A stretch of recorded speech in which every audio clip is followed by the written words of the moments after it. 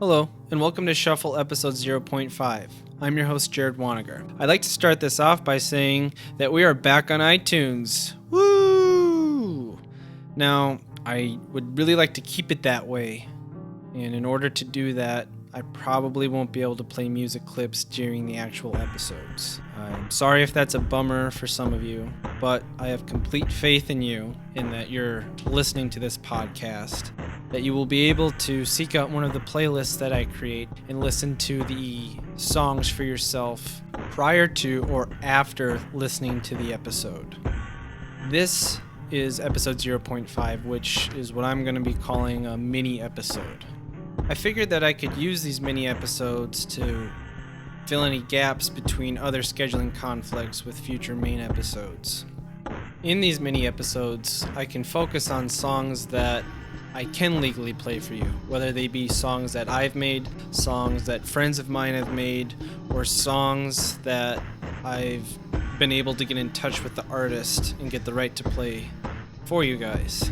And in this first mini episode, I'd like to focus on the song Rjensvenmatten by the black metal band Obsŷnd. Now, before I play this song for you and talk about it, there's a little bit of context you need to know, and that context is black metal. So this is Black Metal 101. So black metal is a subgenre of heavy metal music that commonly uses fast tempos, shrieking vocals, heavily distorted guitars that are played with a tremolo picking, a lo-fi recording, unconventional song structures with a heavy emphasis on atmosphere. So black metal was started in the 1980s by a couple thrash and death metal bands such as Venom, Hellhammer, and Celtic Frost. Now, a second wave of black metal rose in the early 1990s, spearheaded by some Norwegian bands such as Mayhem, Gorgoroth, Immortal, Emperor, and of course, Burzum. Now, Burzum is the project that I want to focus on in this history lesson. Burzum is the solo project of a man named Varg Vikernes.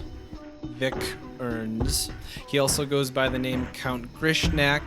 He was born under the name Christian Vikernes and has since legally changed his name to Louis Chachet, which I think is French, and I apologize for completely butchering all of those pronunciations. I do not speak French, I do not speak Norwegian.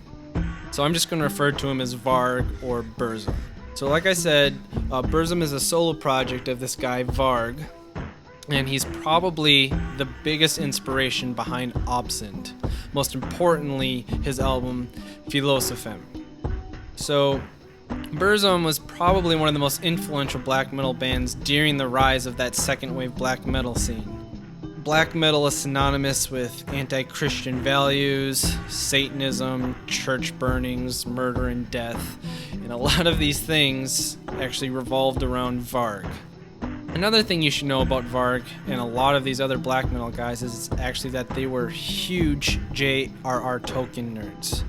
The word Burzum is actually black speech, which is a language that Sauron constructed to be spoken by all servants of Mordor. Burzum in black speech means darkness, and the word Burzum was actually one of the words inscribed on the One Ring to rule them all. So when it gets heated up and you see that writing on it, Burzum was one of those words. It's found in the phrase Og Burzum Ishi Krimpatul, which translates into darkness bind them.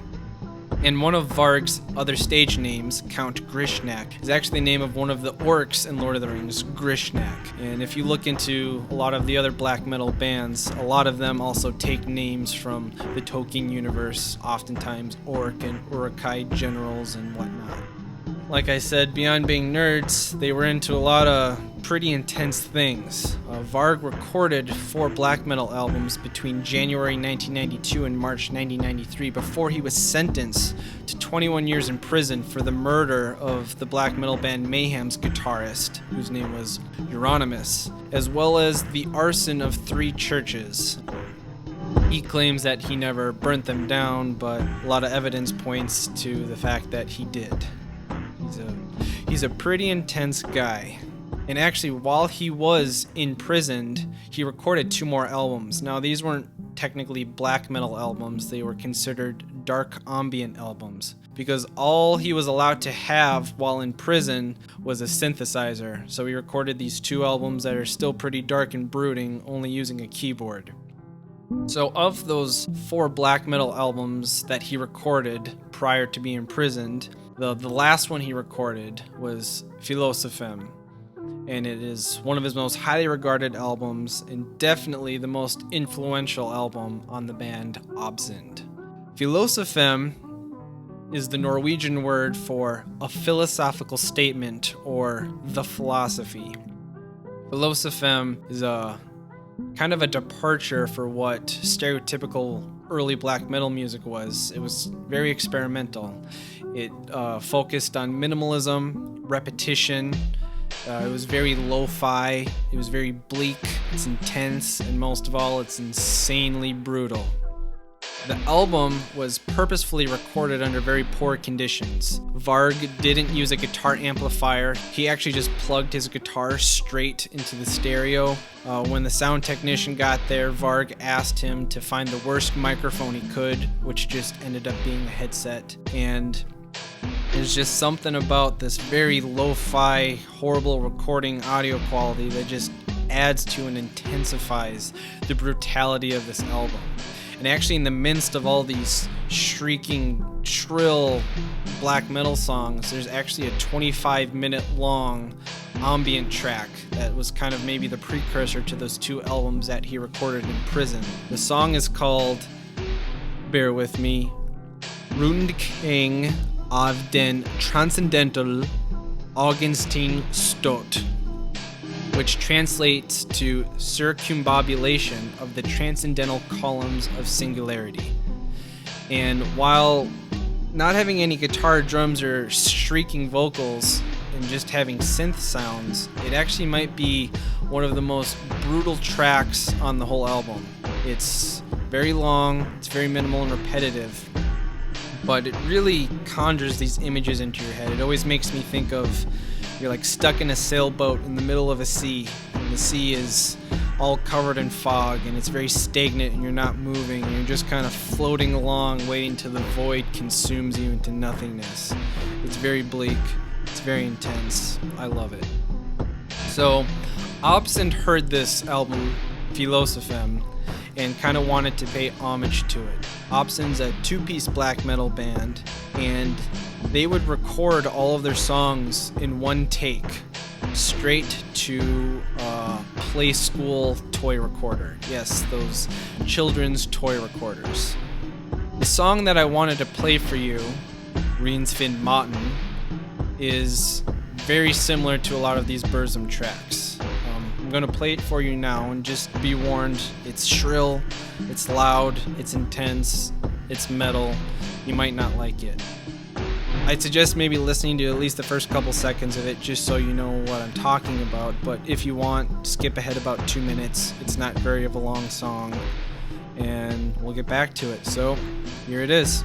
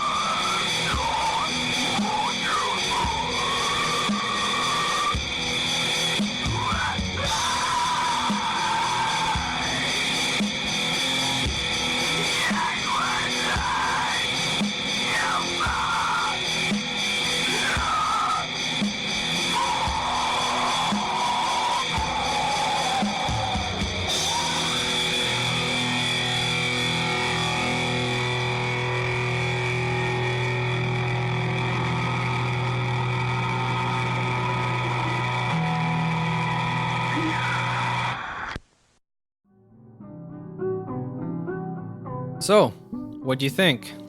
Now, I should probably come clean with you.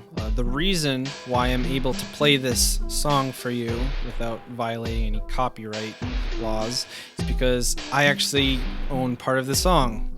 I helped make it. That was actually me on vocals. The screaming, shrieking, horrible noises coming out of someone's vocal cords was yours truly. Obsŷnd was a black metal experiment project that my old roommate Chris and I did during our sophomore year of undergrad. I don't really have much musical talent, so that's why I did the vocals. Chris did everything else. He would play guitar, he programmed all of the drums and Fruity Loops and the little bit of synth noises at the beginning of the song. And we did in fact record everything on a Play School toy recorder. The way that we set it up is Chris's amplifier would be on the ground, and in front of it, we would set the Play School recorder down and tape the record button down, because otherwise you have to hold it with your finger. Hooked up to the amplifier was Chris's computer, so he'd hit play on the computer and the drums and synths would start, and his guitar was also hooked up to the amp. And I would have to stand in the corner of the room, usually with a blanket over my head to help dampen the noise, and scream into a megaphone to help further distort my vocals. We would record everything in one take. If either of us made a mistake during the recording, we'd have to stop, scrap it, rewind the tape, and start from beginning again. And that's how we did it. We recorded about 8 songs, and they all sounded pretty much exactly like what you just listened to. We thought Burzum was so cool, and we were trying to emulate him in every way we could, and that's kind of what we did with that. The name of the track, Rjensvenmatten, is actually just gibberish. It's some gibberish word that we made up that we thought kind of sounded Norwegian.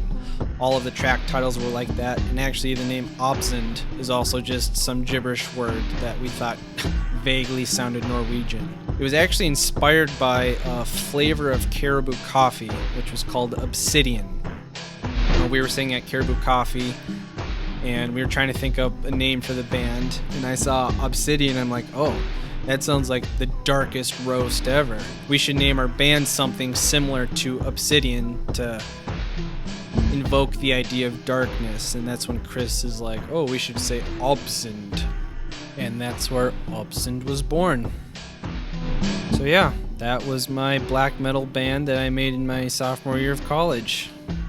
And in case you're wondering, there are lyrics to that song. Most of the time we would kind of record these very impromptu, and at the last second I'd be told to start screaming, so I would kind of have to make it up as I went. But there are lyrics to this song. If you don't want the image of how brutal this song is ruined for you, I suggest you skip ahead 10 seconds because the truth will really take you out of the moment. Alright, so for those of you that want to know what the lyrics are, I was singing the ABC song. That's right, A, B, C, D, E, F, G. Exactly that. It might not sound like it, but if you go back and listen to it and try to keep that in your mind, you will probably hear it. And that is the horrible truth of what the lyrics to the song Rjensvenmatten are. Now you know. So, like I said, episode 1, the official first episode, should be out late this weekend or early next week, so you can look forward to that. And other than that, thank you for listening and stay brutal.